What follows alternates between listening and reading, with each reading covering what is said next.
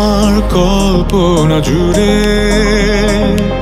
যে জনপ্রিয় সঙ্গীতশিল্পী ও অভিনেতা তাহসান খানের ব্যক্তিগত জীবন নিয়ে ফের শুরু হয়েছে গুঞ্জন। গত বছরের শুরুতে মেকআপ আর্টিস্ট রোজা আহমেদকে বিয়ে করলেও বছরের ব্যবধানেই খবর এলো তারা এখন আর একসাথে থাকছেন না। গত কয়েক মাস ধরে এই দম্পতি আলাদা থাকছেন বলে নিশ্চিত করেছেন তাহসান খান নিজেই।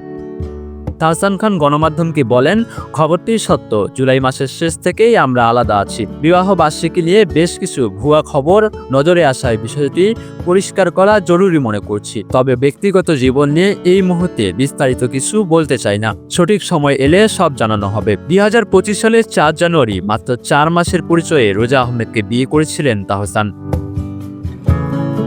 রোজা একজন পেশাদার মেকআপ আর্টিস্ট হিসেবে বাংলাদেশ ও যুক্তরাষ্ট্রে কাজ করছেন এবং নিউ ইয়র্কে তার নিজস্ব একটি মেকআপ প্রতিষ্ঠানও রয়েছে।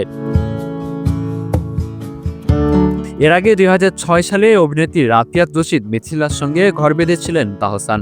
দীর্ঘ 11 বছরে সে সম্পর্কের ইতি ঘটেছিল 2017 সালে। দ্বিতীয় বিয়ের মাত্র 1 বছর পেরোতেই আবারও তাহসানের ব্যক্তিগত জীবনে বিচ্ছেদের সুর বেজে ওঠায় ভক্তদের মাঝে তৈরি হয়েছে মিশ্র প্রতিক্রিয়া। মাহমুদ বিন মারুফ, বিনোদন ডেস্ক, সকালবেলা।